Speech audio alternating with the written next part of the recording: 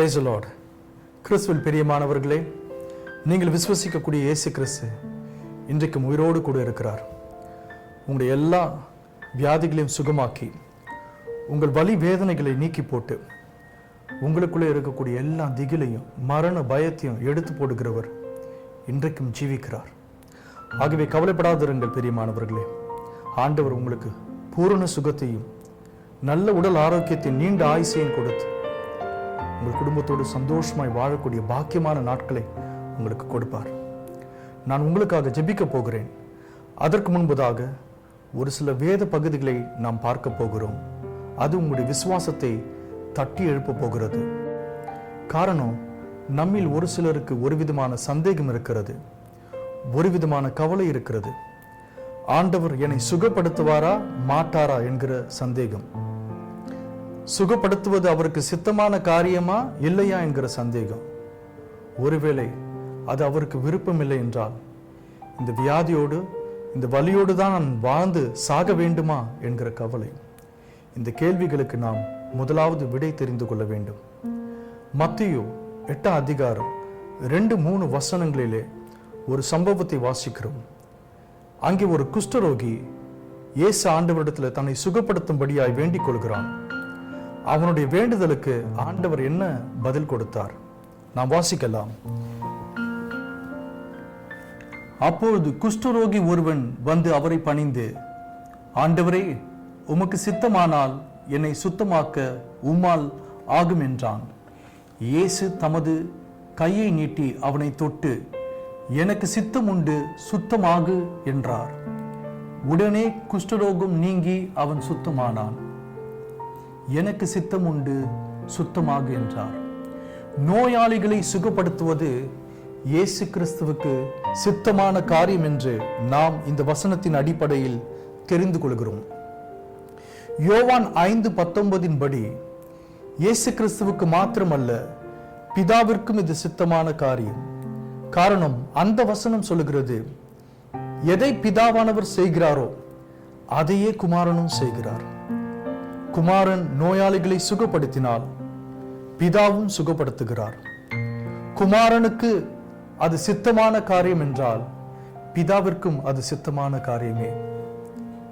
ஆகவே தேவனுக்கு நோயாளிகளை சுகப்படுத்துவதில் முழு விருப்பம் இருக்கிறது, அவருக்கு சித்தம் இருக்கிறது.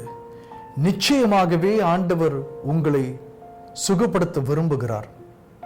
ஆகவேதான் நற்செய்திகளில் இயேசு திரளான ஜனங்களை கூட்டமாக சுகப்படுத்தின சம்பவங்கள் மாத்திரம் 17 முறை பதிவு செய்யப்பட்டிருக்கிறது.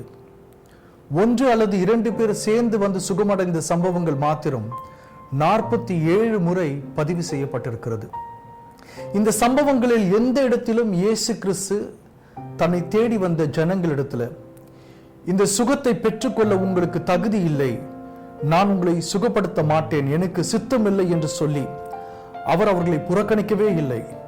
மாறாக அவருடைய நாமத்தின் மீது எத்தனை பேர் நம்பிக்கை வைத்து அவரை தேடி ஓடி வந்தார்களோ, அவர்கள் யாராக இருந்தாலும் சரி, எப்பேற்பட்ட பொல்லாத வியாதியோடு கூட அவர்கள் இருந்தாலும் சரி, அவர்கள் எல்லோரையும் அவர் சுகப்படுத்தினார். எங்கே அவரால் அற்புதங்களை செய்ய முடியவில்லை, எங்கே அவர் நோயாளிகளை குணமாக்க முடியவில்லை என்றும் வேதம் சொல்லுகிறது. மார்க் 6 அதிகாரம் 5-6 வசனங்களிலே வாசிக்கிறோம். அங்கே அவர் சில நோயாளிகள் மேல் கைகளை வைத்து அவர்களை குணமாக்கினதே அன்றி வேறொரு அற்புதமும் செய்யக்கூடாமல் அவர்களுடைய அவிசுவாசத்தை குறித்து ஆச்சரியப்பட்டு கிராமங்களிலே சுற்றித் திரிந்து உபதேசம் பண்ணினார். ஆம் பிரியமானவர்களே, எங்கே அவிசுவாசம் இருந்ததோ அங்கே தேவனால் செயல்பட முடியவில்லை. அவர் நோயாளிகளை சுகப்படுத்த முடியவில்லை, அற்புதங்களை செய்யவில்லை. விசுவாசம் இல்லாமல் தேவனுக்கு பிரியமா இருப்பது கூடாத காரியம். நீங்கள் இன்றைக்கு விசுவசித்தீர்கள் என்றால் தேவனுடைய மகிமையை நீங்கள் காண்பீர்கள். ஆனால் நான் யாரை விசுவசிக்க வேண்டும், எதற்காக விசுவசிக்க வேண்டும்? ஏசாயா 53 அதிகாரம் 4-5 வசனங்கள், மத்தேயு 8 அதிகாரம் 17 வசனம், 1 பேதுரு 2:24. இந்த வசனங்களை எல்லாம் நீங்கள் எடுத்து வாசித்தீர்கள் என்றால் வேதம் சொல்லுகிறது, இயேசு கிறிஸ்து சிலுவையிலே நம்முடைய பாவங்களை மாத்திரமல்ல, நம்முடைய நோய்களையும் தூக்கி சுமந்திருக்கிறார். ஆகவேதான் நாம் இயேசு கிறிஸ்துவை விசுவசிக்கும் பொழுது அவருடைய தழும்புகளால் நாம் குணமடைகிறோம். அவர் நம்முடைய சார்பிலே இந்த நோய்களை எல்லாம் அவர் தூக்கி சுமந்திருக்கிறார். அந்த நோயினுடைய கொடூரம், அதனுடைய உக்கிரம், அது கொடுக்கக்கூடிய வலி, அது கொடுக்கக்கூடிய பயம், இவை எல்லாவற்றையும் நம்முடைய சார்பில் ஆண்டவர் சிலுவையில் தூக்கி சுமந்திருக்கிறார், உடல் ரீதியாக, மன ரீதியாக. ஆகவே என்ன, கிறிஸ்தவர்களுக்கு எந்த விதமான வியாதியும் வராதா, ஆண்டவரை விசுவசிக்கிறவர்களுக்கு எந்த விதமான நோயும் வராதா என்பது அர்த்தம் அல்ல. வந்தாலும் நாம் ஆண்டவரை விசுவசிக்கும் போது அவர் நிச்சயமாகவே பூர்ண சுகத்தை நமக்கு கொடுப்பார். இன்றைக்கு நீங்கள் இதை விசுவசித்தீர்கள் என்றால் ஆண்டவரை நோக்கி பாருங்கள். ஆண்டவர் ஒரு அற்புதத்தை உங்களுடைய வாழ்க்கையில செய்ய போகிறார். எல்லா பலவீனங்களையும் நோய்களையும் சுகப்படுத்த போகிறார். இப்போது நீங்கள் ஜெபத்தில் ஈடுபடும் பொழுது ஒரு இயற்கைக்கு அப்பாற்பட்ட விதத்துல தேவனுடைய வல்லமை, பரிசுத்த ஆவியானவருடைய சுகப்படுத்துகின்ற வல்லமை உங்களுடைய சரீரங்களை தொடப்போகிறது. ஆண்டவருடைய தழும்புப்பட்ட கரம் உங்களை சுகமாக்க போகிறது. உங்கள் வீட்டில் வியாதிப்பட்டு கிடக்கக்கூடிய சிறு குழந்தைகள், பிள்ளைகள், வாலிபர், முதியவர், மருத்துவமனையில் அனுமதிக்கப்பட்டிருக்கிறவர்கள், மரண படுக்கையில் இருக்கிறவர்கள், இவர்கள் எல்லோரையும் கூட ஒப்புக் கொடுங்கள். நாம் ஜெபிக்கலாம். ஆண்டவரை நோக்கி பார்ப்போமா? எங்கள் அன்பின் பரலோக தந்தை, அப்பா, வியாதிப்பட்டு வலியில துடித்து கொண்டிருக்கக்கூடிய உங்களுடைய பிள்ளைகளை உங்களுடைய கரத்துல ஒப்பு கொடுத்து ஜெபிக்கிறோம். அந்த வேலையில எனக்கு ஒரு சுகம் வேண்டும் டாடி, என்னை தொடுங்கப்பான்னு சொல்லி விசுவாசத்தோடு கூட ஜெபிக்கக்கூடிய உங்களுடைய பிள்ளைகள் மீது இப்போது உங்களுடைய வல்லமை இறங்கட்டும். பரிசுத்த ஆவியானவருடைய சுகப்படுத்துகின்ற வல்லமை உங்களுடைய பிள்ளைகள் மீது இறங்கும்படியா ஜெபிக்கிறேன். உச்சம் தலையிலிருந்து உள்ளங்கால் வரையிலும் எல்லா பலவீனங்களையும் நீர் இப்போது ஆண்டவர் எடுத்து போடுவீராக. எல்லா கொடிய மரணத்துக்கு ஏதுவான எல்லா விதமான நோய்களையும் இயேசுவின் வல்லமையுள்ள நாமத்துல இப்போது கடிந்து கொள்கிறோம் ஆண்டவர்.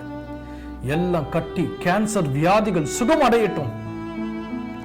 எல்லாம் கெட்டு போன செயல்படாத உறுப்புகள் இப்போது சுகமடைவதாக. கிட்னி ஃபெயிலியர், இருதய கோளாறு, மூளை சம்பந்தமான வியாதிகள் சுகமடையட்டும். எல்லா விதமான மர்ம காய்ச்சல்களை, அல்சர் வியாதிகளை, எல்லா விதமான வலி வீக்கத்தை கடிந்து கொள்கிறோம் இயேசுவின் நாமத்தில். கண், காது, வாய் திறக்கப்படட்டும்.